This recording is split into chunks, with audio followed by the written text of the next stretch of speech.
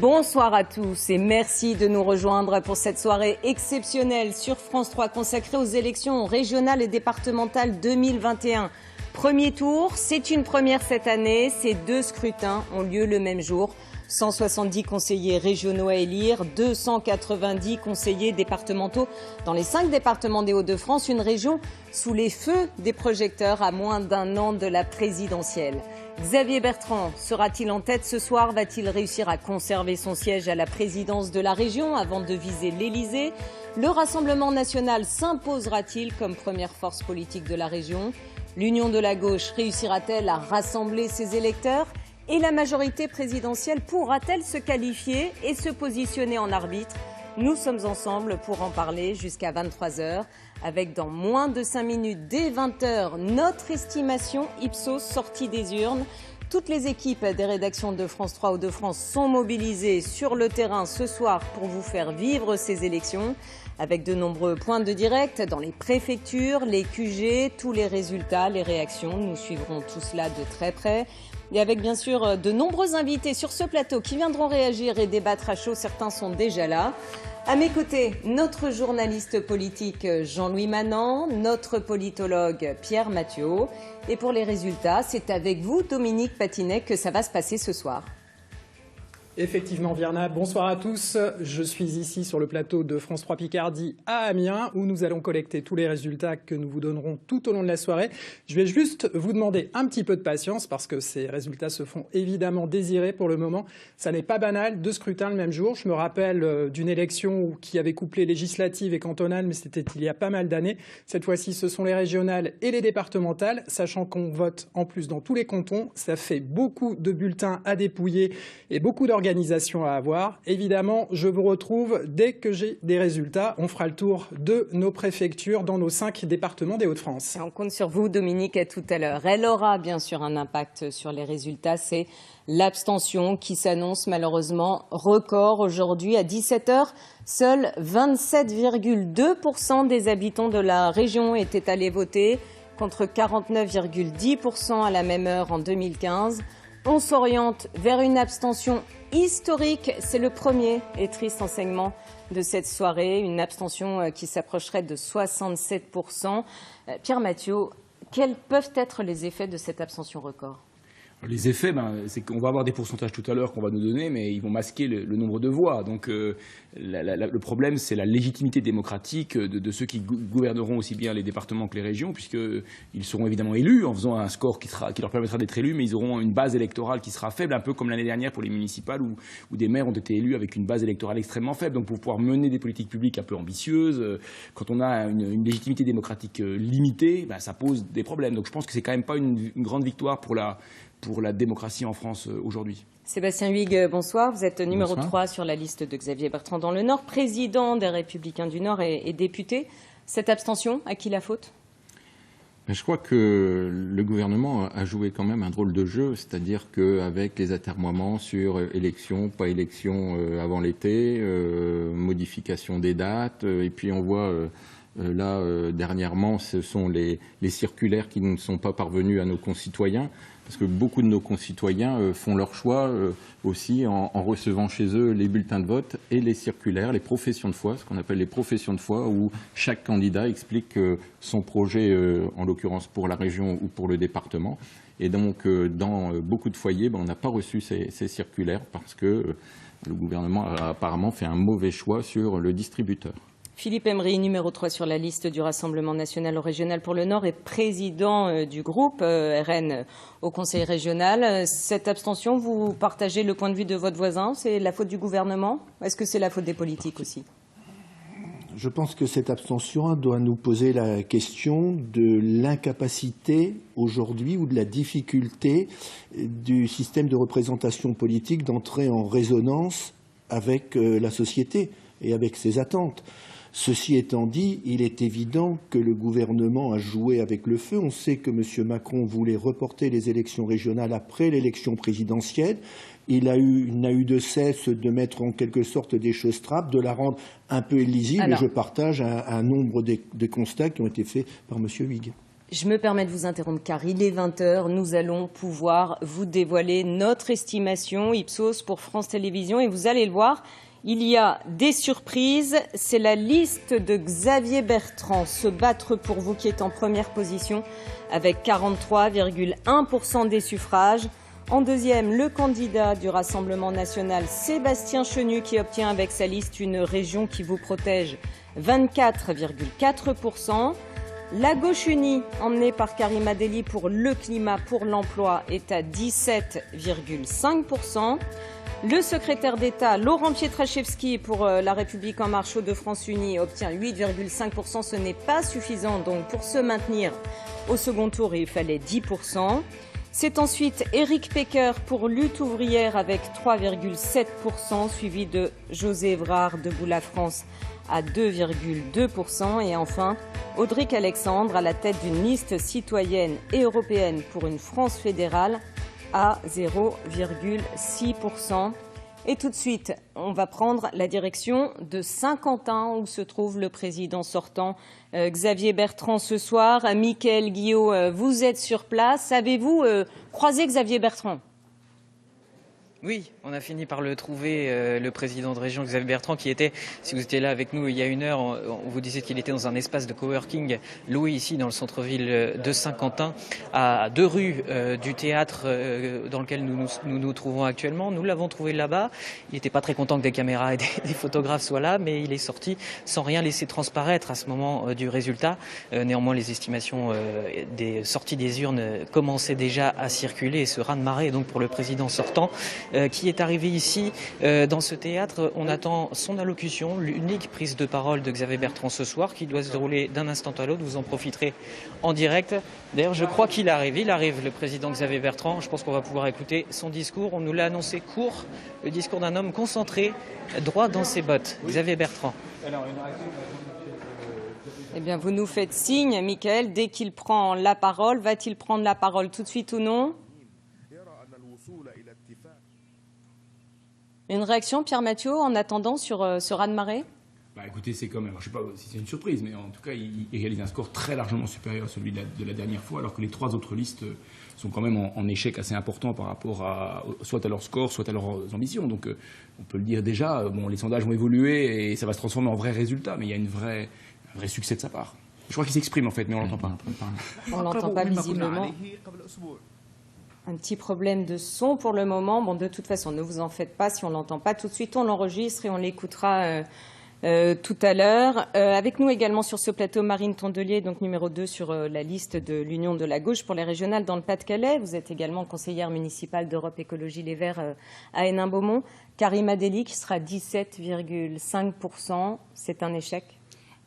C'est une victoire par rapport à 2015. Je rappelle qu'on a passé 6 ans sans la gauche et sans les écologistes dans l'hémicycle. Ce qu'on peut annoncer ce soir, c'est qu'il y aura la gauche et les écologistes dans l'hémicycle pour le prochain mandat. En 2015, le PS était à 18% tout le monde a été disqualifié. Et là, la gauche réunie. Et tout le monde a été disqualifié. Il n'y avait aucun candidat de gauche écologiste au deuxième tour. Ce n'est pas le cas ce soir. Parce que la gauche s'était retirée. Parce que la gauche a une stratégie sûrement plus intelligente collectivement aujourd'hui. Après, moi, ce que j'ai envie de dire, c'est qu'avec cette abstention, c'est quasiment un nouveau match qui commence au deuxième tour, parce qu'avec quelques points de participation en plus, il y a des tendances qui peuvent aussi s'inverser. Donc il y a un nouveau match qui commence ce soir, et c'est vrai qu'on a envie de s'adresser à tous les électeurs qui n'ont pas leur candidat qualifié au deuxième tour, ceux qui veulent du climat, de l'emploi, de la justice sociale. Voilà, c'est à eux de jouer pour le deuxième tour. Il n'y aura pas la fête des pères le week-end prochain. Peut-être que les professions de foi arriveront à l'heure. On compte sur le gouvernement pour quand même en finir avec ce scandale des professions de foi où les électeurs vont voter sans même avoir reçu le programme des candidats. Et donc, voilà, il y a un nouveau match qui commence. Karima Delli est une battante, elle l'a toujours été. Et je sais qu'elle est en forme pour aborder ce deuxième tour. Merci. On va tout de suite écouter Xavier Bertrand. Équilibre entre les villes et la ruralité. Et aussi et surtout pour l'avenir de nos jeunes, en donnant espoir. À présent, chacun est face à ses responsabilités. J'ai pris les miennes en faisant du Front National mon seul et unique ennemi.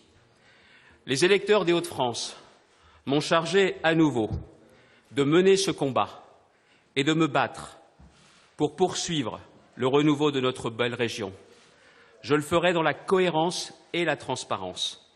Je le ferai dans la fidélité à mes idées, à mes convictions, à mes valeurs. Je le ferai sans compromission, avec un seul et unique objectif, rassembler la majorité des habitants des Hauts-de-France. Dès demain matin, en préfecture de Lille, je confirmerai le dépôt de la même liste, avec la même ambition et le même projet, se battre pour vous. J'ai la conviction qu'une fois encore, nous ferons rempart contre le Front national, qu'une fois encore, ensemble, nous ferons gagner les Hauts-de-France. Vive les Hauts-de-France, vive la République, vive la France. Xavier Bertrand qui a voulu faire un rempart contre le Rassemblement national. Et bien justement, tous les poids lourds du Rassemblement national, c'est à Hénin-Beaumont qu'ils sont ce soir. On retrouve Ophélie Mazure tout de suite en direct. On rappelle le score de Sébastien Chenu, 24,4%. C'est quasiment 20 points derrière Xavier Bertrand. Effectivement, alors vous évoquez les ténors du Rassemblement national. Pour l'instant, on n'a trace de personne. Marine Le Pen était annoncée à partir de 20h, elle n'est pas encore arrivée. Sébastien Chenu, même chose. Donc on sent qu'il y a quand même pas mal de fébrilité. Derrière moi, vous pouvez voir les militants qui sont réunis, de plus en plus nombreux. 180 personnes sont autorisées ici ce soir, Covid oblige. Mais pour l'instant, voilà, ils sont en attente de leur leader, de leur ténor, ces militants. Et ils attendent d'autant plus depuis que nous avons découvert ici sur place ce résultat, en tout cas cette estimation pour Sébastien Chenu. Alors quand Xavier Bertrand s'est exprimé il y a quelques minutes, on a entendu des colibés, des menteurs, des sifflements. Voilà, c'est le jeu évidemment de ces soirées électorales. Mais pour l'instant, en tout cas, ni Marine Le Pen ni Sébastien Chenu ici, espace François Mitterrand-Virnin. Ça discute dans les coulisses. Merci Ophélie, à tout à l'heure. Alors lui, il visait 10% des suffrages exprimés. C'était le seuil pour se maintenir au second tour. Paris manqué pour Laurent Pietraszewski, le monsieur retraite du gouvernement qui conduisait la liste de La République En Marche. Myriam Schellcher, vous êtes à son QG à Lille ce soir. Alors comment on vit ce 8% et demi? C'est une déception sur place, j'imagine. Mais un peu à l'ancienne. Alors Virna, vous le voyez peut-être derrière moi, ce sont des mines graves de colistiers de Laurent Pietraszewski devant cette défaite sévère pour le camp présidentiel. Le renfort de 4 ministres, dont 2 poids lourds du gouvernement, le garde des Sceaux et le ministre de l'Intérieur, n'ont donc pas permis à cette liste d'être présente au second tour. Laurent Pietraszewski ne s'est pas encore présenté, on ne l'a pas encore vu ici dans cet espace de coworking loué pour l'occasion. Il est encore en discussion avec sa garde rapprochée, avec ses ministres présents ce soir. Il devrait s'exprimer, mais pas avant 21h. C'est très difficile ici de savoir à quel moment va s'exprimer Laurent Pietraszewski. Oui, on sent l'ambiance un peu plombée derrière vous, Myriam. On vous retrouve un peu plus tard. Déception aussi pour la liste de la gauche unie, conduite par la députée d'Europe Écologie Les Verts, Karima Delli. Elle obtient donc 17,5%. Florence Mabille de Poncheville, vous vous trouvez également dans son QG à Lille. Est-ce que ses camarades de la gauche unie sont présents aussi ? Alors ils arrivent, les militants, mais alors vraiment au compte-gouttes. J'ai demandé d'ailleurs à l'équipe de campagne Karima Delli. Avec ce double scrutin régional et départemental, beaucoup sont encore dans leur canton et devraient ne pas tarder. Alors j'ai pu échanger néanmoins avec Julien Poix, tête de liste pour le nord de la France Insoumise, de la liste de Karima Delli, et puis des militants de la France Insoumise. Ils ont néanmoins plutôt le sourire. Ils disent qu'ils partent d'une page blanche qui avait tout à reconstruire. Ils sont partagés entre 2 sentiments, il dit, le chiffre historique de l'abstention et l'espoir. Ils ont cet espoir plus que jamais de retourner au sein de l'hémicycle régional et d'incarner cette opposition constructive qu'ils ont bien décidé de mettre en place au sein de l'hémicycle régional. Donc voilà, sentiment ambivalent, une ambiance plutôt détendue, néanmoins le sourire, puisque pour eux, il y avait tout à reconstruire. Karima Delli est attendue pour une allocution vers 20h45. On verra ce qu'elle dit à ce propos et comment elle commente ces résultats. Virna. Bon, vous nous tenez au courant, Florence. Alors, Pierre Mathiot, finalement, à l'heure qu'il est, quels enseignements peut-on tirer de ces premières estimations? Alors, si on parle de ce qui vient de se dire, cette fois-ci, Xavier Bertrand n'est pas menacé pour le deuxième tour. En 2015, Marine Tondelier l'a dit tout à l'heure, la gauche s'était retirée, en tout cas Pierre de Saint-Ignon s'était retiré, parce que l'écart, quand même, il ne faut pas l'oublier, à l'époque, était de 16 points entre Marine Le Pen et Xavier Bertrand. Donc la gauche était retirée et donc a disparu de l'hémicycle. Cette fois-ci, évidemment, l'écart entre M. Chenu et M. Bertrand étant très important en faveur de M. Bertrand, il n'y a pas vraiment de risque. Donc la gauche va rester et aura des élus. Avec le système de la répartition proportionnelle, si le score de ce soir est confirmé au deuxième tour, ils n'auront pas beaucoup d'élus, ils en auront 10 ou 12, mais ils auront des élus, ce qu'ils n'avaient plus avant. Donc ça, c'est pour eux plutôt pas mal. Sinon, effectivement, il y a un échec d'En Marche qui voulait faire un peu plus que 10 pour, disons, mettre la pression sur Xavier Bertrand. Dans la perspective de la présidentielle, c'est terminé. Et puis je pense que M. Chenu était aussi en service commandé pour préparer en quelque sorte la présidentielle dans une région, on l'a dit tout à l'heure, qui est une région plutôt forte pour Marine Le Pen. Et il y a un échec de sa part, probablement lié au fait qu'il ne s'appelle pas Le Pen et que c'est vrai que les électeurs du Rassemblement national ont tendance à voter sur le nom. Marine Le Pen avait obtenu quasiment le double. Elle avait obtenu 40%, un peu plus de 40% au premier tour. Elle avait même augmenté son score. Et Xavier Bertrand, dernière chose, malgré l'abstention, si on calcule vite, en nombre de voix, il a probablement fait plus de voix qu'en 2015, avec une abstention beaucoup plus importante, parce qu'il est passé effectivement, il va passer de 25 à 43-44%. Sébastien Huyghe, est-ce que ce score de Xavier Bertrand vous étonne vous-même? Parce que ce n'était pas du tout celui donné par toutes les enquêtes qu'on a pu voir. Comme quoi, il ne faut pas trop écouter les sondages avant que l'élection ait lieu et que c'est avant tout l'électeur qui a le dernier mot. Et tant que le dernier bulletin n'est pas dans l'urne, on ne peut pas faire projection. En tout cas, c'est une formidable reconnaissance du travail qui a été accompli pendant ce mandat par Xavier Bertrand et l'ensemble de son équipe. Mais il ne faut pas crier victoire trop tôt. Il y a un deuxième tour, on est au milieu du gué. Il faut confirmer la semaine prochaine, continuer, amplifier ce mouvement pour que la semaine prochaine, nous ayons le plus d'élus possible dans l'hémicycle pour pouvoir continuer à nous battre pour les habitants des Hauts-de-France. Ce mandat était un mandat un peu particulier parce que c'était la création de cette grande région. C'était la première fois que les deux anciennes régions, Nord-Pas-de-Calais et Picardie, ont été rassemblées. Il a fallu mettre en œuvre des politiques communes alors que chacun avait des politiques différentes. Il fallait respecter chaque endroit du territoire, ce qu'a réussi à faire Xavier Bertrand. Et donc maintenant, eh bien, il va falloir accélérer parce que nous avons besoin, encore une fois, que notre région soit fer de lance et continuer à nous battre pour l'ensemble des habitants. Philippe Aymery, comment vous expliquez ce score de 24,4% pour le Rassemblement national? C'est le manque de notoriété de la tête de liste Sébastien Chenu, par exemple?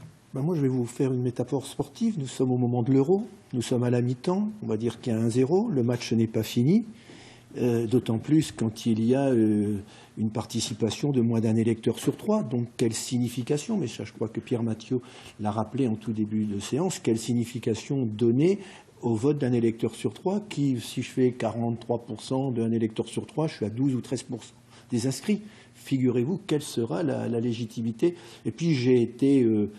oui, je dois le dire, déçu de voir de nouveau M. Bertrand parler un langage de guerre civile. Il a parlé d'un ennemi. Je suis désolé. Vous, c'est pas votre ennemi, par exemple, Xavier Bertrand? Moi, j'ai des adversaires politiques, je peux avoir des concurrents. Je n'ai pas d'ennemis. Xavier Bertrand, c'est votre concurrent? Xavier Bertrand est un adversaire politique, mais lui qui se veut rassembleur dit que l'ennemi, c'est le Front National. Il nous désigne comme un ennemi.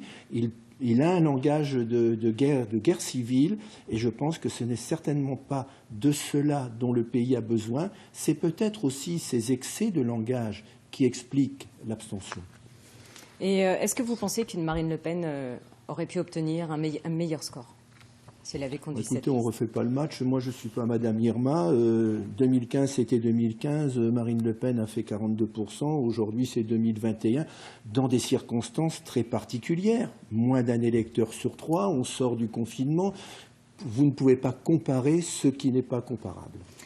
Alors, on va rejoindre en direct d'Amiens Carole Bureau-Bonnard, qui est députée pour La République En Marche, tête de liste au régional dans l'Oise. Carole Bureau-Bonnard, un commentaire sur le score de La République En Marche, donc très décevant ce soir, puisque vous n'atteignez pas la barre des 10% nécessaires pour se maintenir au second tour. Bonjour à vous tous, tout d'abord. Écoutez, d'abord, je voudrais dire que je suis plutôt triste, mais triste du fait du haut taux de l'abstention. Il n'y a pas vraiment de vainqueur à ce sujet et qu'il y a vraiment... on a besoin et il faut se réinterroger, nous tous, tous les politiques, sur la manière d'expliquer la politique, d'expliquer dans des scrutins comme celui-ci l'intérêt, le but et ce que font les conseillers départementaux, les conseillers régionaux pour le quotidien de nos concitoyens. Alors je voudrais remercier les électeurs qui ont voté pour nous, qui ont voté pour la liste derrière Laurent Pietraszewski. Nous sommes déçus, bien entendu, on ne va pas dire le contraire, mais le grand vainqueur est l'abstention. L'abstention record que nous pouvons avoir aujourd'hui et à cette heure. Donc c'est vraiment sur ce sujet qu'il y a pour moi en tout cas beaucoup d'interrogations et je crois qu'il va falloir travailler vraiment fortement pour pouvoir faire en sorte que nos concitoyens reprennent un petit peu ce goût peut-être pour la politique et pour la chose politique, pour la politique présents quotidienne. Sur cette liste, ça n'a pas suffi. Au contraire, est-ce que ça vous a desservi ? Non, les ministres qui se sont engagés sur la liste sont des ministres qui étaient sur ce territoire et qui ont souhaité parler à leurs concitoyens des problèmes de leur territoire et de faire en sorte de trouver des solutions sur ce qui n'avait pas fonctionné et ce qui ne fonctionne pas actuellement dans cette région. Les ministres sont des citoyens et je pense aussi que des électeurs ont voté pour eux, mais surtout parce qu'ils sont allés à leur contact et ont parlé de leur quotidien. Merci beaucoup, Madame Bureau-Bonnard, d'avoir été avec nous pendant quelques minutes. Cap à présent sur Tourcoing, la ville de Gérald Darmanin, un autre ministre qui était candidat lui aussi sur la liste, qui est toujours sur la liste des régionales de Laurent Pietraszewski, qui est aussi candidat au cantonal. Laura Lévy, vous vous trouvez à la mairie. Alors, est-ce que là-bas aussi, est-ce que vous nous confirmez les chiffres qu'on a pu vous donner ce soir ? Oui, tout à fait. Ici aussi, Xavier Bertrand arrive en tête quasiment dans tous les bureaux. Alors peut-être petite différence par rapport au reste de la région, c'est Karima Deli qui le talonne dans la plupart des bureaux, devant Sébastien Schmitt. Mais effectivement, il n'y a pas eu d'élan pour la liste de la majorité nationale. Ça, c'est côté régional. Par contre, côté départemental, pour ce qui est du canton de Tourcoing 2 et du binôme de Gérald Darmanin et d'Oriane Bécu, justement, il arriverait bien en tête. Évidemment, nous sommes dans le fief du ministre de l'Intérieur et puis Doriane Bécu est conseillère départementale sortante en charge de l'insertion, même si c'est un canton historiquement à gauche. Elle avait réclamé le soutien du ministre de l'Intérieur qui voulait mener une politique plus sociale, plus proche des habitants de la ville. Et pour l'instant, en tout cas, côté départemental, ça semble avoir payé. Merci Laura. Alors, Pierre Mathieu, on le rappelle, la liste emmenée par Karima Deli pour la gauche unie obtient donc 17,5% des suffrages exprimés. C'est le score qu'avait réalisé le PS, mais seul à l'époque, en 2015. Donc, visiblement, la gauche unie, ça ne marche pas. Alors, en 2015, effectivement, il y avait 3 listes. Ça avait fait à peu près entre 28 et 29% au total des 3 listes, parce que la gauche n'avait pas réussi à s'unir. Ça avait eu les conséquences qu'on a rappelées tout à l'heure. Cette fois-ci, Karima Deli avait quand même fait une performance en fait unique en France, puisque c'est la seule région, les Hauts-de-France, dans laquelle la gauche et les écologistes avaient été capables de s'entendre dès le premier tour. Et ce qu'on constate, c'est que finalement, elle fait à peu près le score que le PS seul avait fait en 2015, qui est quand même évidemment quelque chose qui doit nous interpeller. Alors il y a une abstention qui a été massive et probablement une abstention plutôt des électeurs de gauche qui sont peut-être pas retrouvés, parce que je rappelle aussi que, notamment dans le département du Nord, pour les départementales, l'union de la gauche n'existait pas. Donc quand vous étiez sur votre marché, vous aviez d'un côté les papiers pour la liste des régionales, c'était l'union de la gauche, et de l'autre côté, vous aviez 3 candidats de gauche. Donc je pense que cette absence de clarté n'a peut-être pas aidé les électeurs. Alors c'est vrai, je pense que pour la gauche, la seule bonne nouvelle de la soirée, c'est qu'ils vont pouvoir se maintenir sans pression politique pour le deuxième tour. À eux de jouer pour peut-être faire un meilleur score au deuxième tour. Ils auront des élus, c'est la bonne nouvelle. Mais par contre, ça veut dire qu'aussi bien dans cette région, mais probablement en France ailleurs, en fait, paradoxalement, la stratégie d'union de la gauche ne semble pas augmenter le score total de la gauche. Et ça, c'est plutôt positif pour l'un des candidats de gauche à la présidentielle, qui est Jean-Luc Mélenchon. Marine Tondelier, cette union de la gauche, est-ce que c'est un modèle à reproduire lors des prochains scrutins ? Il va falloir. Moi, c'est quelque chose pour lequel j'ai toujours plaidé. Après, je rebondis sur ce que vous dites sur le faible score relatif. Il est vrai que après 6 ans sans être dans l'hémicycle, c'est extrêmement dur. C'est très très frustrant pendant 6 ans de voir des politiques se dérouler, parce que sur le point de vue environnemental, il y a des choses quand même assez choquantes qui se sont passées. Moi, je pense à mon collègue Emmanuel Co, qui avait mis pendant 5 ans des mesures en œuvre sur la biodiversité, etc., qui voit tout détricoter pendant 5-6 ans sans pouvoir intervenir. Et de ce point de vue-là, il y a une cogestion entre Xavier Bertrand et le Rassemblement national. Il faut le dire que sur certaines politiques, il y a une cogestion climaticide qui a nuit à la biodiversité, qui s'est traduite en nombre d'espèces qui disparaissent, en nombre d'hectares qui sont industrialisés, des espaces naturels qui disparaissent. Et nous, c'est pour ça qu'on veut augmenter encore notre score au 2e tour et qu'on se battra de toutes nos forces jusqu'à vendredi minuit. C'est essentiel. Et quand je vous entends, M. Emery, dire que vous étiez choqué par le langage de guerre civile de M. Bertrand, relisez votre acte. Relisez votre acte, parce qu'ils étaient diffamatoires, ils étaient mensongers, ils étaient alarmistes avec des peurs crachées à la tête des gens. D'ailleurs, ça n'a pas marché. Moi, j'ai été également extrêmement choquée par le tract que Xavier Bertrand a fait distribuer dans certaines zones rurales avec des propos diffamatoires sur les écologistes qui expliquaient qu'on allait imposer des plats véganes aux enfants. C'est un tract des chasseurs. Oui, c'est un tract de soutien à Xavier Bertrand, excusez-moi. D'ailleurs, on est en train de réfléchir à comment déposer plainte là-dessus, parce qu'on ne peut pas faire campagne comme ça. Et donc, moi, j'appelle pour le 2e tour à beaucoup de sérénité, qu'on débatte sur les arguments et pas sur des peurs complètement folles, parce que à la fin, le résultat, c'est que les gens ne vont pas voter. Mais finalement, vous assumez, madame, le fait de déclarer que les tracts sont diffamatoires. Oui. S'il y a diffamation, il faut porter plainte pour diffamation. C'est aussi simple j'en ai que une ça. Certaine habitude, et pas se contenter d'effets de tribune. Merci. J'en ai une certaine habitude, monsieur, et je gagne souvent mes procès. Est-ce que c'est pas ce genre d'échange, finalement, qui éloigne les Français des urnes? Je pense que quand on fait campagne sur des mensonges, effectivement, les gens ne comprennent rien. Quand on passe en premier sujet de la campagne, y compris dans les débats politiques, le premier débat de France 3, on a parlé longuement de sécurité, qui n'est pas une compétence régionale. La région peut faire des choses, mais ça n'est pas une compétence régalienne régionale. Non, mais c'est la première préoccupation des habitants. Et le sujet environnement disparaît alors qu'il était prévu parce qu'on n'a plus le temps d'en parler. Alors effectivement, voilà. Il a disparu, je vous l'accorde, parce que les candidats n'ont pas respecté les règles du jeu et ont dépassé leur temps. Exactement. Mais on a abordé l'environnement au travers des différents chapitres. On en parlera au 2e tour. On va se rattraper pendant le débat d'entre-deux tours, ça c'est promis. Une dernière question, Marine Tondelier. Les Verts étaient plutôt sur une bonne dynamique lors des derniers scrutins, les européennes et les municipales. Est-ce qu'il n'aurait pas été plus intéressant qu'Europe Écologie fasse cavalier seul pour ces régionales? Il y a des régions où c'est ce qu'il s'est produit parce que c'était la chose assez naturelle à faire. Moi, je maintiens, et je me suis battue pour ça depuis plus d'1 an, je maintiens que dans les Hauts-de-France, c'était pas ça qu'il fallait faire. Et aussi parce que, moi, je vous dis, j'ai fait la même stratégie à Hénin-Beaumont municipal. Il y a des endroits où on ne peut pas se permettre de partir comme ça seul et de passer la campagne à expliquer la différence entre le Parti communiste et le Parti socialiste et les Verts et les Insoumis. On a mené une belle campagne ensemble. Tout commence pour la gauche dans cette région parce que je peux vous dire que le fait de re-rentrer dans cet hémicycle va un peu changer la donne du débat public et que ce sera important pour le climat, pour l'emploi et pour la justice sociale. Donc c'est pour ça qu'on appelle les électeurs qui étaient partis fêter la fête des pères, qui étaient partis à la plage, qui se sont désintéressés. Et moi, il y a plein de raisons que je peux comprendre qui font que les gens n'avaient pas envie de voter. Mais là, voilà, maintenant il reste 3 candidats au 2e tour. D'ailleurs, La République En Marche, ils ont envoyé, on n'a pas compris l'auteur de la réforme des retraites. D'ailleurs, il a eu besoin d'un avocat de Éric Dupond-Moretti pour porter sa réforme. Voilà, ça n'a pas marché. Il reste 3 candidats et maintenant j'appelle au peuple de gauche qui existe dans cette région, historiquement au peuple écologiste, à se déplacer massivement au 2e tour. On est d'accord que ce ne sont que des estimations pour le moment. Les résultats, on va vous les donner au fur et à mesure dès qu'ils nous parviendront. On va retrouver Carole Bureau-Bonnard, donc, qui est tête de liste au régional dans l'Oise pour La République En Marche depuis Amiens. Carole Bureau-Bonnard, La République En Marche ne jouera donc pas les arbitres pour le 2e tour. Alors, à qui demandez-vous, à vos électeurs, de voter dimanche prochain ? Je ne vais pas prendre la parole sur ce sujet. La tête de liste, Laurent Pietraszewski, s'exprimera dans les heures qui suivent pour donner, si nous pouvons donner,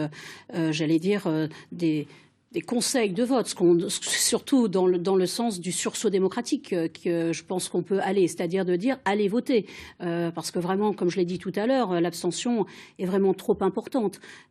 C'est notre devoir. Peut-être que oui, vous venez d'en parler, nous sommes sur un déconfinement qui vient juste d'être mis en place. les Français n'avaient peut-être pas encore la tête, comme on dit, aux élections, d'accord, mais peut-être parce qu'ils n'avaient pas non plus suffisamment entendu les compétences du département et de la région. C'est important d'aller voter. Moi, je pense que déjà, c'est sur ce sujet qu'il faut les engager. Moi, je me réjouis aussi de voir que le Front National et le Rassemblement National est bas. C'est une dégringolade pour eux. Donc, voilà, je crois que c'est aussi sur ce sujet que nous nous engageons et que se sont engagés l'ensemble de des colistiers. Donc, de cette liste. S'interrogeait il y a oui. quelques minutes sur la personnalité de Laurent Pietraszewski, le monsieur retraite du gouvernement choisi pour conduire cette liste. Aurait-il valu plutôt un Éric Dupond-Moretti, par exemple, au caractère un peu plus trempé et que les gens connaissent davantage? J'ai entendu tout à l'heure, on ne va pas refaire le match. Ce n'est pas du tout sur ce sujet-là. Laurent Pietraszewski est un habitant de l'île et de ses environs. C'était quelqu'un qui a travaillé et qui est de cette région depuis sa naissance. C'est quelqu'un qui est vraiment engagé sur son territoire et qui a proposé vraiment, qui a eu des propositions spécifiques pour la région. C'est une personnalité qui, depuis de nombreuses semaines, sur le terrain, discute avec les concitoyens et avec les habitants des Hauts-de-France et l'ensemble, et vous avez parlé d'Éric Dupond-Moretti, qui lui-même s'est engagé et à rencontrer les Français. Vous savez, on peut toujours penser, quand on a justement ou perdu ou lorsqu'on est dans des circonstances difficiles, que c'était pas la bonne tête de liste, qu'il fallait faire autrement. De toute façon, comme tout le monde.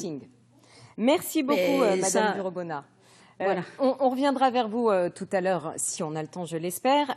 Pour le moment, on repart à Hénin-Beaumont, donc le QG du Rassemblement national. Ophélie Mazure, vous êtes sur place. Est-ce qu'il y a un peu plus d'ambiance? Est-ce que les militants... oui, ça se remplit visiblement derrière vous dans la salle. Oui, ça se remplit. On peut dire qu'il y a de l'ambiance de ce point de vue-là. Effectivement, il y a un petit peu plus de monde. En revanche, un peu plus d'ambiance, pas vraiment parce que les militants, et là je cite le mot précis, les militants sont dégoûtés de ce résultat qui les a un petit peu assommés, dégoûtés, et là je cite encore, de l'acharnement contre leur parti. Il est vrai qu'on a entendu Xavier Bertrand et même Emmanuel Macron dire que leur ennemi c'était le Rassemblement national, et les militants ici ont un petit peu l'impression vraiment qu'on veut abattre le Rassemblement national. C'est un petit peu le sentiment global. Un parti dont on a peur encore, selon eux, alors que, selon eux encore, il a bien changé avec Marine Le Pen. J'essayais de convaincre des militants de venir nous parler devant la caméra, et ils n'ont pas voulu parce qu'ils ont peur d'être rejetés ensuite, d'être honnis ensuite à cause de leur appartenance au Rassemblement national. Et puis ici, tout le monde parle de l'abstention. C'est vraiment le terme qui revient régulièrement. Bruno Bilde, dès le milieu de cette semaine, le député Rassemblement national, avait peur de cette abstention. Un électorat fidèle au Rassemblement national, ça on l'a souvent entendu, un électorat fidèle, mais finalement tout aussi difficile à mobiliser que l'électorat de n'importe quel autre parti. Merci Ophélie. On va revoir ensemble les estimations Ipsos pour France Télévisions. Je vous rappelle donc que c'est la liste de Xavier Bertrand qui est en tête donc pour la droite avec 43,1%, suivi par le Rassemblement national Sébastien Chenu à 24,4%, la liste de la gauche unie 17,5%, celle de la majorité présidentielle est à 8,5%, Éric Pecker pour Lutte ouvrière 3,7%, José Évrard, Debout la France, 2,2%. Et enfin, Audric Alexandre, à la tête d'une liste citoyenne et européenne, à 0,6%. Voilà. Et maintenant, je vous propose d'écouter un extrait de l'allocution de... À présent, chacun est face à ses responsabilités. J'ai pris les miennes en faisant du Front National mon seul et unique ennemi. Les électeurs des Hauts-de-France m'ont chargé à nouveau de mener ce combat et de me battre pour poursuivre le renouveau de notre belle région. Je le ferai dans la cohérence et la transparence. Je le ferai dans la fidélité à mes idées, à mes convictions, à mes valeurs. Je le ferai sans compromission, avec un seul et unique objectif, rassembler la majorité des habitants des Hauts-de-France. Dès demain matin, en préfecture de Lille, je confirmerai le dépôt de la même liste, avec la même ambition et le même projet, se battre pour vous. Et voilà, c'était donc Xavier Bertrand, vous l'avez deviné, et un Xavier Bertrand conforté dans sa marche vers l'Élysée, ou en tout cas vers la campagne présidentielle. Jean-Louis Manant, c'est une belle revanche ce soir pour Xavier Bertrand, si nos estimations se confirment? Une revanche par rapport à tout ce qu'il a enduré dans son parcours politique, ça c'est sûr, puisque lorsqu'il a commencé à monter en puissance, il n'arrêtait pas de dire que lui ne venait pas des cabinets ministériels, il ne venait pas de l'ENA. Et finalement, vous allez me confirmer, Sébastien Huyck, qu'il y a eu un cheminement quand même compliqué au sein de votre famille politique. La preuve d'ailleurs, c'est qu'il l'a quitté. Et donc, on peut penser qu'effectivement, aujourd'hui, c'est un peu sa revanche. On avait fait un papier sur le site web de France 3. On appelait ça la revanche de Floc Floc, parce que Floc Floc, c'était justement ses amis politiques qui l'appelaient comme ça. C'était pas très très gentil à cause du bruit que faisaient ses chaussures dans les couloirs de l'Assemblée nationale. C'est vrai, ouais. Sébastien Huyck, ça? C'est la première fois que j'entends ce bruit. Enfin bref, il a eu quand même un parcours qui était... C'était un parcours qui n'a pas été simple. Alors, vous m'avez parlé de revanche. Oui, effectivement, oui, là, il pose vraiment son succès à lui. Là, pour l'avenir, quand même, il déblaye un petit peu le terrain, c'est le moins qu'on puisse dire. Sébastien Huyck, est-ce que ça en fait le candidat naturel de la droite pour la présidentielle? Moi, je pense que le candidat de la droite et du centre qui sera le plus à même de rassembler les Français sera effectivement Xavier Bertrand.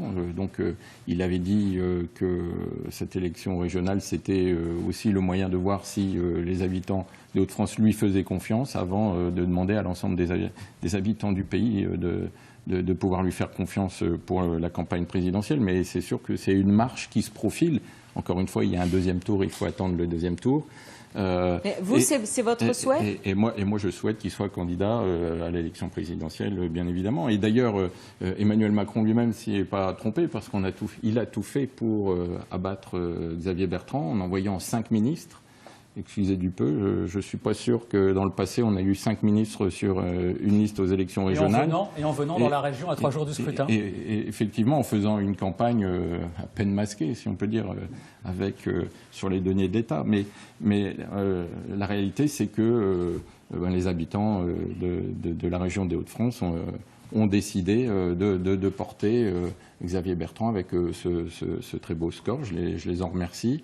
Emmanuel Macron, donc, et c'est un échec aussi d'Emmanuel Macron, puisque en s'étant impliqué dans la campagne, en ayant poussé 5 ministres à venir, c'est aussi l'échec d'Emmanuel Macron dans le cadre de cette élection régionale qui normalement n'avait pas vocation à se nationaliser, mais elle s'est nationalisée par l'action d'Emmanuel Macron dans ce cadre. Et de Xavier Bertrand.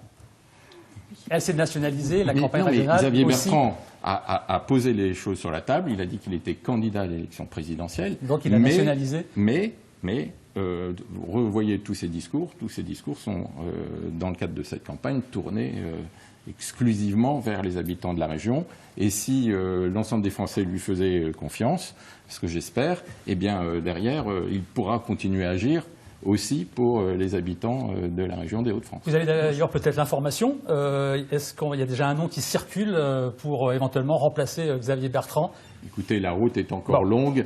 Donc, si vous le permettez, notre équipe va derrière Xavier Bertrand l'élire d'abord si, effectivement, la semaine prochaine, les choses se passent bien, comme je l'espère. Vous nous le direz dimanche prochain. Et ensuite... sa campagne pour les élections présidentielles n'empêche pas en parallèle de rester président de la région avec une équipe renouvelée, dynamique, qui a envie de se battre. Je les ai vus pendant toute la campagne sur le terrain, tous les jours. Et d'ailleurs, on s'est trouvé un peu seul, d'ailleurs.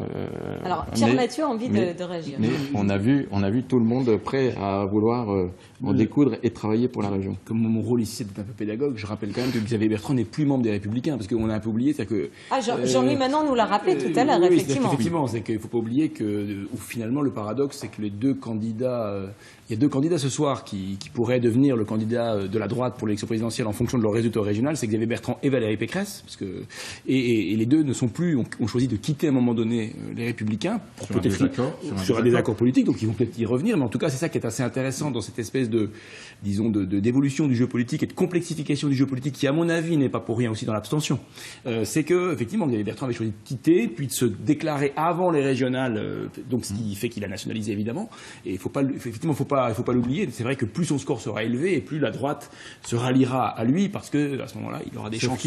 Il dit dans tous ses discours que sa famille politique, c'est bien évidemment les Républicains, même si stricto sensu, il n'y a plus sa carte. On va aller voir tout de suite comment ça se passe au QG de La République En Marche à Lille. Myriam Schellcher, vous êtes sur place. Est-ce que la tête de liste, Laurent Pietraszewski, a fait son apparition ? Eh bien non, toujours pas. Virna, il a commencé par se retrancher avec ses ministres colistiers. Et là, en ce moment, il est en train de discuter avec d'autres membres de la majorité présidentielle. C'est le MoDem, l'UDI, etc. Mais Laurent Pietraszewski n'a pas encore fait son apparition ici dans son QG de soirée électorale. Derrière quelques colistiers, ce n'est pas l'ambiance des grands soirs, vous l'aurez compris. Les militants n'ont pas été conviés pour raison de Covid. La jauge ici est limitée à 90 personnes.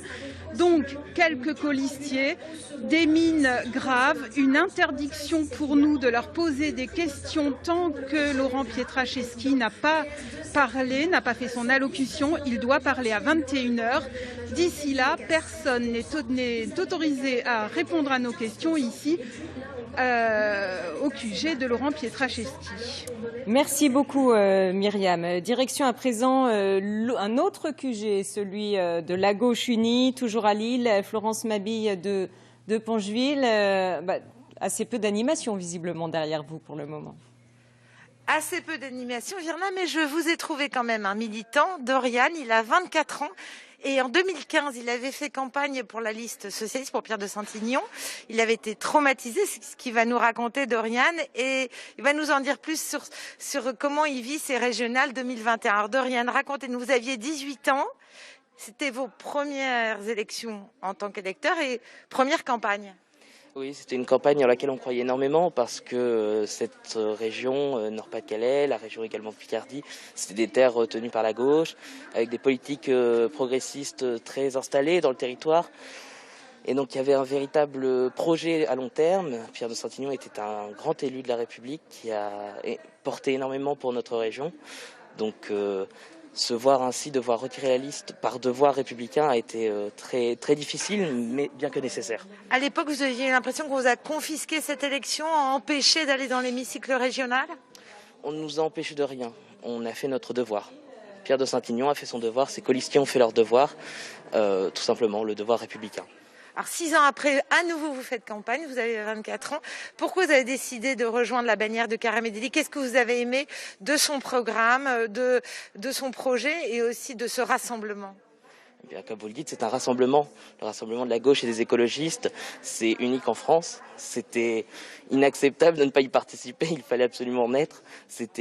Nous sommes les seuls dans tout le pays à l'avoir fait. C'était nécessaire d'y participer. En tant que militant de gauche, c'était un devoir. Alors les résultats de ce soir, une réaction, mi-figue, mi-raisin, de l'espoir, Une note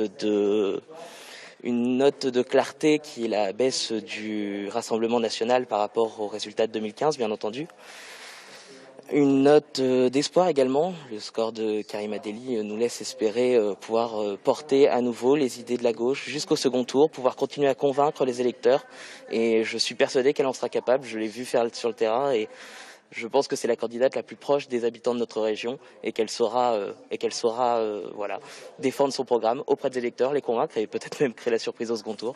Pas de blabla et des actes, c'était son mot d'ordre. Hein. Exactement, elle l'a prouvé en tant que députée européenne et je pense qu'elle le prouvera également jusqu'au second tour et même après. Vous l'attendez là, d'une minute à l'autre. Tout à fait. Oui, puisque vous le savez, Virna, Karim Adeli est attendu d'une minute à l'autre pour une allocation brève, mais très très attendue ici, malgré le peu de militants présents. Voilà, Virna. Eh bien, vous revenez vers nous alors dès qu'elle arrive. Merci beaucoup, à tout à l'heure. On va rejoindre Carole Bureau-Bonnard depuis Amiens. Et Madame Bureau-Bonnard, je crois que vous souhaitiez réagir aux échanges de tout à l'heure sur ce plateau. au sujet de Xavier Bertrand, ce candidat à la présidentielle qui gêne Emmanuel Macron visiblement aux entournures. C'est surtout que j'entends parler un de mes collègues sur votre plateau sur la nationalisation on va dire, de ce scrutin. Je dirais que Xavier Bertrand l'a fait par son annonce de toute façon abandonner son poste lorsqu'il sera élu, s'il est élu sur le week-end prochain, pour pouvoir se consacrer aux élections présidentielles et donc aller sur ces élections. C'est quand même bien Xavier Bertrand qui a lancé le sujet. Et donc on ne sait même pas qui va donc être à la tête de la région. Justement, si mon collègue lui peut y répondre, mais je crois qu'il ne le fera pas puisqu'il l'a dit. C'est sur ce sujet-là. Je crois qu'il faut arrêter de parler des ministres qui sont des ministres qui se sont engagés sur le territoire et qui sont, comme Alain Griset, Agnès Pannier-Runacher, sur le terrain tous les week-ends lorsqu'ils rentrent chez eux et qui ont fortement travaillé au sein du gouvernement pour aider l'ensemble de nos concitoyens durant cette crise sanitaire. Merci beaucoup. Sébastien Huyghe, vous nous confirmez que Xavier Bertrand, effectivement, restera à la région pendant la campagne présidentielle ? Xavier Bertrand, si nous l'emportons la semaine prochaine, ce que j'espère, et ce qui semble se profiler, mais il ne faut jamais vendre la peau de l'ours avant de l'avoir tué, sera élu président de la région et présidera cette région, bien évidemment. L'élection présidentielle, c'est une autre histoire. Les élections présidentielles ont lieu dans plus d'un an, dans un peu moins d'un an, pardon. Un peu moins d'un an, ça passe vite. 10 mois. Et donc, et ce n'est que s'il était élu président de la République que forcément il céderait son siège. Mais en tout cas, il va continuer à se battre. Pour la région, c'est le nom de la liste. Pour les habitants de la région des Hauts-de-France. Merci Sébastien. On voit la gêne de M. Huyghe non, j'ai aucune gêne. On voit la gêne à répondre à votre question, madame. Il est évident que c'est une anomalie de dire il faut voter pour moi, mais le lendemain, je remets la clé à quelqu'un d'autre. On veut le nom du régent, quand même. Rassurer je les vous dis, élus. c'est Xavier Bertrand qui sera élu président de la région. Bon, pour le moment, et comme vous semblez le réclamer à corps et à cri, et je vous remercie. C'est pas très transparent pour les élections. Je vous remercie on de l'appeler de vos a vœux. des premiers résultats qui sont tombés. Dominique Patinec, des résultats pour l'Aisne, je crois. Oui, je vous avais demandé de la patience. Les voici enfin, ces premiers résultats officiels envoyés par les préfectures. Pour les analyser, les commenter, on va rejoindre en direct de la préfecture de l'Aisne notre spécialiste du département de l'Aisne. Bonsoir Rémi Vivenot. L'Aisne, c'est un département intéressant parce que le Rassemblement national avait réussi à faire élire 4 binômes en 2015. Ces résultats, ils sont à regarder de près. Oui, tout à fait. Et ce soir, eh bien, on attendait le résultat du canton de Vic-sur-Aisne, puisqu'il avait fait élire au premier tour des conseillers du Rassemblement national lors de la dernière élection. Ce soir, le Rassemblement national est donc dans ce canton de Vic-sur-Aisne toujours en tête, avec 33,5% des suffrages. Il est ensuite suivi par le tandem entre Nicolas Ribeiro et Sarah Bâtonnet, Nicolas Ribeiro, maire de la petite commune de Resson-le-Long, à côté de Vic-sur-Aisne. Le binôme de gauche, lui emmené par Jean-Luc Moreau et Estelle Legrand, arriverait troisième avec 23,8% des suffrages, mais ne pourrait se maintenir au deuxième tour. Il y aurait donc un deuxième tour, cette fois dans le canton de Vic-sur-Aisne. Un autre résultat complet, celui du canton de Guise, donc où le maire de Guise, justement, qui faisait un binôme avec Roselyne Caille, eh bien, arriverait ce soir largement en tête avec 59,9% des suffrages, mais il serait contraint à un deuxième tour face donc à la candidature du sortant Armand Paulet et Francine Brusset qui arrivent second avec 40,08% des suffrages. Et puis, je termine par le résultat du canton de Ribemont, où bien c'est justement le nouveau maire de Ribemont qui a succédé à Vincent Paquet, décédé dernièrement, qui arrive ce soir eh bien, en tête avec 37,25% des suffrages. Il devance le binôme emmené par Stéphane Ligné et Véronique Lebeau d'Hiver Gauche qui réalise 33,4% des suffrages. Le Front National, le Rassemblement National, par contre, ne pourrait pas se maintenir donc au deuxième tour. Merci à vous Rémi, et une petite précision pour nos téléspectateurs qui ne seraient pas familiers avec la cuisine électorale. Si une liste dépasse les 50% aujourd'hui et qu'il y a quand même un second tour, c'est tout simplement parce que l'abstention est très élevée. On est donc contraint de revoter dimanche prochain. Voilà Virna, je vous retrouve dans quelques minutes.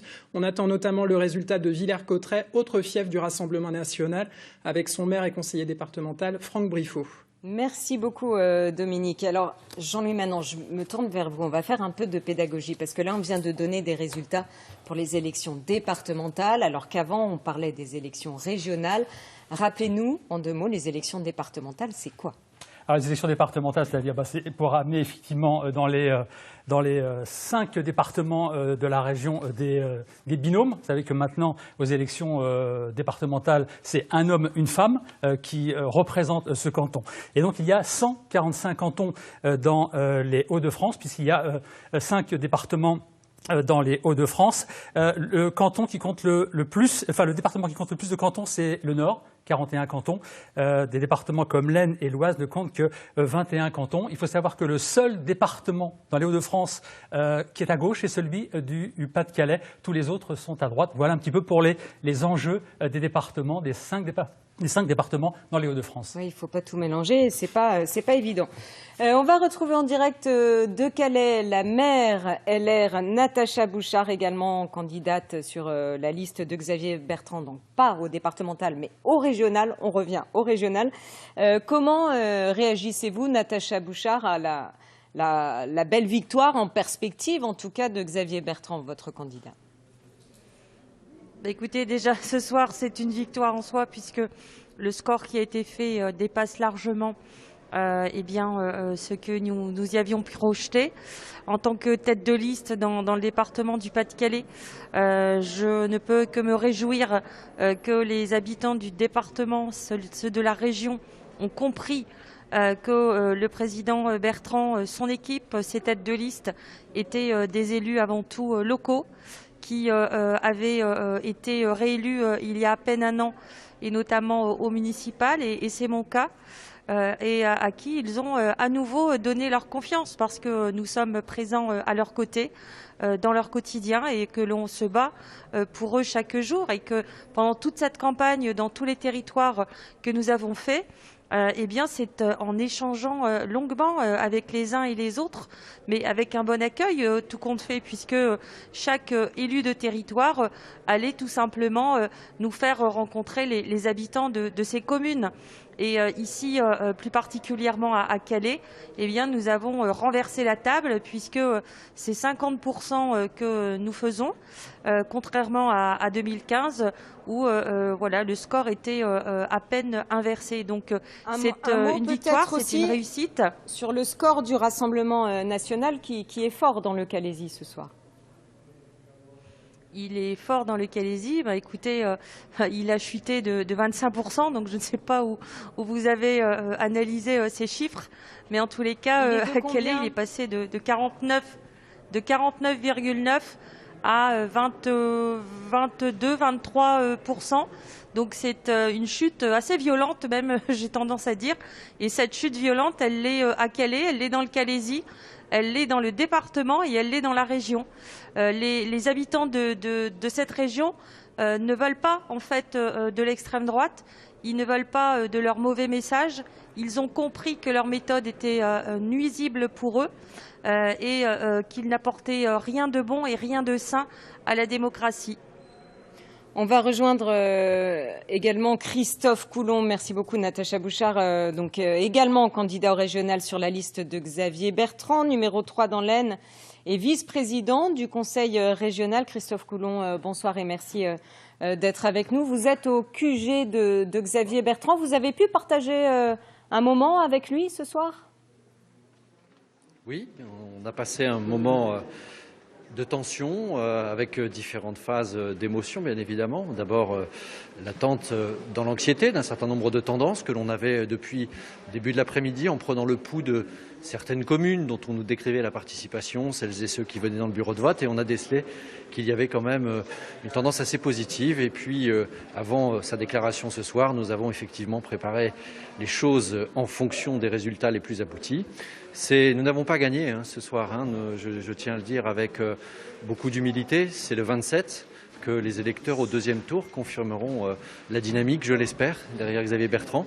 Mais il nous reste une semaine pour faire en sorte que la participation soit la plus haute possible, parce que personne ne peut s'en satisfaire, et une semaine aussi pour faire reculer le plus possible l'extrême droite qui a fait de notre région depuis bien longtemps une proie. On veut desserrer la mâchoire. Votre nom ainsi que celui du sénateur Jean-François Rapin circulent pour remplacer Xavier Bertrand à la présidence de la région. C'est vrai ? Beaucoup de noms ne sont pas cités et pourtant ils sont tout aussi méritants. Derrière Xavier Bertrand, aujourd'hui, si nous avons la chance d'avoir un président de région qui porte en tant que symbole et avec sa propre volonté le projet régional qui va bientôt s'achever, puisque celui que nous avons conduit en 2015, il y a derrière lui de nombreux vice-présidentes et vice-présidents qui sont tout à fait en capacité de pouvoir prolonger le projet que nous défendons aujourd'hui et qui visiblement semble convaincre les habitants des Hauts-de-France. Ce n'est pas Xavier Bertrand à lui seul qui s'occupe de la politique des lycées, du fonctionnement des TER, de l'apprentissage pour ce qui me concerne, des ports, comme Natacha Bouchard s'y est engagée depuis 2015. Donc il y a une équipe qui comprend un très grand vivier. Et le plus important, c'est de savoir que Xavier Bertrand sera déjà candidat à sa succession le 2 juillet prochain pour être à nouveau président du Conseil régional.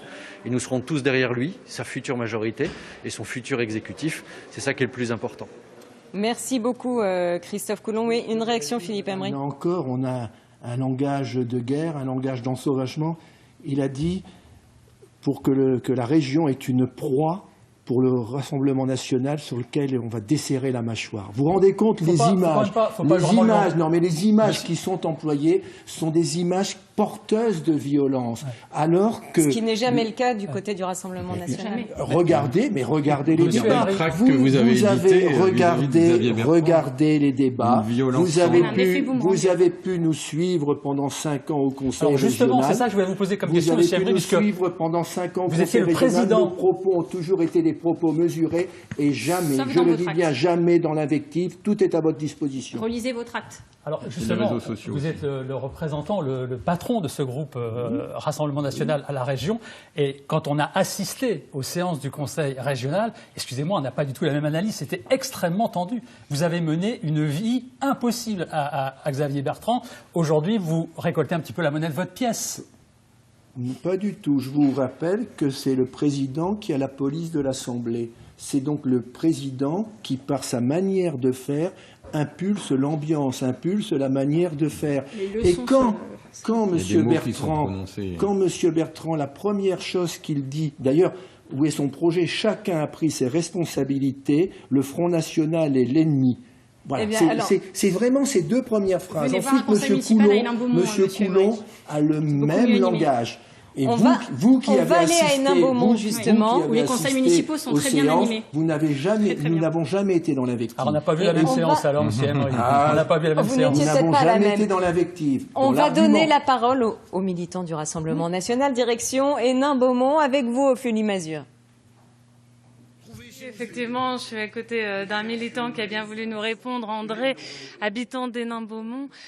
Bonsoir. Alors là, on entend un certain silence parce que c'est Renaud Muselier qui parle en Provence-Alpes-Côte d'Azur. Finalement, les uniques moments de joie arrivent de PACA pour le moment. Énorme déception en Hauts-de-France.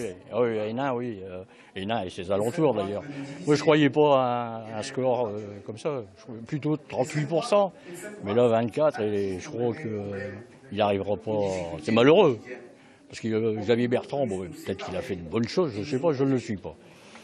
Mais Sébastien Chenu, je crois qu'il aurait pu faire beaucoup mieux. Ce qu'on peut appeler une claque. Ah oui, une bonne claque même. Comment vous l'expliquez? L'abstention. Pourtant, sur Hénin, les alentours, on a bien essayé de convaincre les gens. Et après, bon, les gens n'ont pas été votés. Voilà, la peur, je sais pas. La peur de quoi? La peur du Front National. C'est toujours ça. Ça n'appelle plus le Front National, ça s'appelle le Rassemblement National. Et pour moi, je vous dis, c'est encore le père qui fait encore, les gens ont peur de lui. Du Front National, il croit à l'extrême droite, alors que c'est pas du tout ça. Hein, ce sont des gens qui essayent de faire de la France quelque chose de bien, de refaire quelque chose, quoi, parce que là, pour l'instant, pour moi, nous ne sommes plus en France, et si ça continue d'ici 10 ans, je ne sais pas où on sera, mais on sera plus ici, chez nous. Marine Le Pen et Sébastien Chenu se font attendre pour le moment, on les attend. Qu'est-ce que vous espérez d'eux là, dans les minutes qui arrivent? Eh ben, qu'ils essayent de faire le mieux possible, et je vous dis, et puis maintenant voir 2022, voir si Marine arrivera en tête. C'est ça l'objectif, la présidentielle. Voilà, c'est la présidentielle surtout. Eh ben, merci beaucoup André, merci de nous avoir répondu ce soir. Et donc voilà Virna, vous l'avez compris, Marine Le Pen et Sébastien Chenu ne sont décidément pas arrivés. Merci Ophélie, et donc vous revenez vers nous dès qu'ils arrivent. Philippe Aymery, on en a bien mesuré durant toute cette campagne les tentatives de normalisation de votre parti de la part de vos candidats du Rassemblement national. Ça ne marche pas, le Rassemblement national demeure un parti diabolisé. On n'arrive pas à le normaliser. Moi, je ne sais pas ce que vous appelez tentative de normalisation. Je dirais nous sommes ce que nous sommes, nous disons ce que nous disons. Nos propos sont proférés, sont exprimés dans les assemblées, sur les radios. Mais même ce militant, il dit notre parti fait peur. Oui, parce que vous avez, et nous en avons eu deux exemples, un avec M. Bertrand, deux avec M. Coulon, un langage, oui, Mme Bouchard peut-être un peu moins, mais dans le même style, c'est un langage qui décrit, qui nous donne un déguisement qui n'est pas notre habit. Voilà, nous sommes autour sur ce plateau. Je suis un être humain comme vous. Et d'ailleurs, Xavier Bertrand, dans sa campagne, Xavier Bertrand s'est obstiné à toujours parler du Front National. Il avait bien compris qu'effectivement, même chose de la part d'Éric Dupond-Moretti, d'ailleurs. Voilà. Oui, mais c'est pas en changeant de nom qu'on repauline cette formation politique. Il y a une formation d'extrême droite. Une formation politique, elle a un passé, elle a un héritage. Et le Rassemblement national, Front National, porte l'héritage de l'extrême droite en France. S'ils veulent s'en séparer, il faut fermer la boutique et il faut recréer quelque chose sur des bases nouvelles. Aujourd'hui, le Rassemblement national reste l'héritière de l'extrême droite française, que vous le vouliez ou non, ou que vous le vouliez le cacher ou pas. Mais en tout cas, c'est une réalité. Lorsque il y a un conseiller régional d'Île-de-France, me semble-t-il, qui va voir un ancien SS pour lui dire toute son admiration, il y a quand même un certain nombre de résurgences. Quand sur les réseaux sociaux, il y a un dérapage verbal, alors tout de suite, comme le Rassemblement national a voulu passer à la dédiabolisation, bien, on essaye de faire taire la personne qui a dérapé, mais on voit que de manière sous-jacente, il y a des relents d'extrême droite qui restent au Rassemblement national. Et que vous le vouliez ou non, c'est votre ADN. C'est très amusant de voir quelqu'un qui nous renvoie toujours à nos origines. C'est très amusant pour ceux qui nous parlent d'assimilation. Alors expliquez-nous, quelle est la différence entre le Front National et le Rassemblement national ? Comment ? La différence ou les différences entre le Front National et le Rassemblement national. Le Rassemblement national et le Rassemblement national, et il continue le chemin qui a été tracé au départ par le Front National. Quel est l'intérêt de vouloir dire qu'il y a des différences ? Il y a aujourd'hui un discours, il y a des propositions. Par exemple, durant ces 5 ans, nous avons dit que quand on aidait les entreprises, il ne fallait pas que les subventions soient données sans qu'il y ait un gagnant-gagnant. On ne va pas aider un partenaire privé, une entreprise, sans qu'il y ait une contrepartie sur l'emploi. Voilà des choses très concrètes. Alors vous voulez faire de la politique politicienne, moi je vais vous répondre sur les sujets quotidiens et concrets qui intéressent les gens. Monsieur Aymery, faites pas semblant d'être surpris quand on vous parle de normalisation, c'est votre propre stratégie, vous l'expliquez. Il a été théorisé par Steve Briouat, théorisé par Monsieur Bild et mis en œuvre par le Rassemblement national. Oui. Mais c'est une opération de communication, les Français le voient bien. Que c'est une stratégie parce que les gens ne veulent pas de votre programme et qu'il lui faut un visage souriant pour faire plus d'électeurs. C'est pas moi qui le dis, ça a été stratégisé par votre parti. Donc ne faites pas aujourd'hui l'innocent en nous disant « Oh là là, arrêtez de parler de normalisation ». C'est votre stratégie. Et ce soir, elle échoue. Merci le Rassemblement national, c'est un parti normal. Résultats, Hénin Beaumont. C'est difficile c'est normal, hein, c'est une joute politique. Non, mais je pense que les partis politiques sont des marques. Hein, donc, au fond, quand on change le nom de la marque, c'est qu'on veut changer l'image qui est véhiculée par cette marque. Le Front National a été créé en 1972. Ça a été dit, disons, sur les décombres avec des créateurs qui avaient quand même des passés, disons, un petit peu discutables. Et ça évidemment, depuis 50 ans, ça a beaucoup évolué, mais je pense que c'est effectivement une volonté de changer le nom pour changer l'image. Et peut-être que ce soir, ça n'a pas vraiment marché. Merci beaucoup Pierre Mathiot et merci à tous. On va se quitter à présent pour 15 petites minutes. Avant cela, je vous rappelle nos estimations Ipsos pour ce premier tour des régionales dans les Hauts-de-France. Attention, ce ne sont que des estimations. Xavier Bertrand en tête avec 43,1% des voix. Derrière, c'est la liste du Rassemblement national, Sébastien Chenu à 24,4%. Suivi par la liste emmenée par Karima Delli pour l'Union de la gauche à 17,5%. Laurent Pietraszewski est quatrième avec la liste de la République en marche, 8,5%. Enfin, les trois plus petits candidats, Éric Pecker pour Lutte ouvrière à 3,7%, José Evrard, Debout la France 2,2% et enfin Audric Alexandre à 0,6%. Dans un instant, vous retrouvez le plateau de la rédaction nationale pour savoir tout ce qui se passe dans les autres régions de France. Et on se retrouve tout à l'heure avec deux nouveaux invités, notamment la tête de liste de la Gauche Unie, Karima Delli et Sébastien Chenu du Rassemblement national. À tout à l'heure.